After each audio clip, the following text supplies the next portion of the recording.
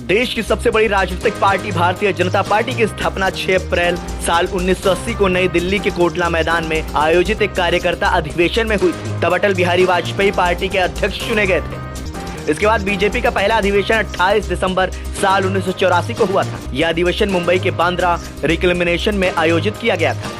वहीं अब इस अधिवेशन की स्मृतियां पीएम नरेंद्र मोदी के गाजियाबाद के रोड शो में ताजा होती दिखेंगी। दरअसल जब बीजेपी का पहला अधिवेशन हुआ था तब मुंबई के शिवाजी पार्क में एक सार्वजनिक सभा हुई थी। इस सार्वजनिक सभा में तब पार्टी के अध्यक्ष अटल बिहारी वाजपेयी खुली जीप में एक जगह से दूसरी जगह सभा स्थल पर गए। तब उनको रास्ते में हजारों लोगों ने अभिवादन किया था। लेकिन अब बीजेपी के स्थापना दिवस और चुनावी अभियान के दौरान गाजियाबाद में प्रधानमंत्री नरेंद्र मोदी इसी 44 साल पुराने इतिहास को दोहराने जा रहे हैं। पीएम मोदी करेंगे रोड शो। प्रधानमंत्री नरेंद्र मोदी शनिवार को गाजियाबाद में शाम 5 बजे रोड शो करेंगे। रोड शो गाजियाबाद में मालीवाड़ा से चौधरी मोड़ तक होगा। तकरीबन 1400 मीटर के रोड शो को 1 घंटे में पूरा किया जाएगा। जानकारी के मुताबिक प्रधानमंत्री गाजियाबाद में हिंडन एयरबेस पर उतरेंगे और सड़क मार्ग से रोड शो के आरंभ स्थल तक पहुंचेंगे। जिस रूट पर प्रधानमंत्री का रोड शो होगा वो करीब 1400 मीटर लंबा है। लेकिन इन सब में सबसे खास बात यही है कि प्रधानमंत्री नरेंद्र मोदी ये रोड शो खुली जीप में करेंगे और वह जीप भगवा रंग की होगी। यानी पीएम मोदी एक बार फिर से उसी अंदाज में रोड शो करेंगे जिस तरह अटल बिहारी वाजपेयी ने मुंबई में किया था।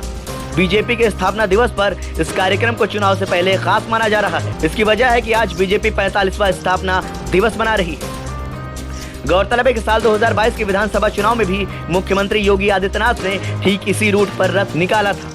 ऐसे में बीते अपनी पुरानी रणनीति के साथ स्थापना दिवस पर 44 साल पुरानी तस्वीर को फिर से बनाने की कोशिश करेगी।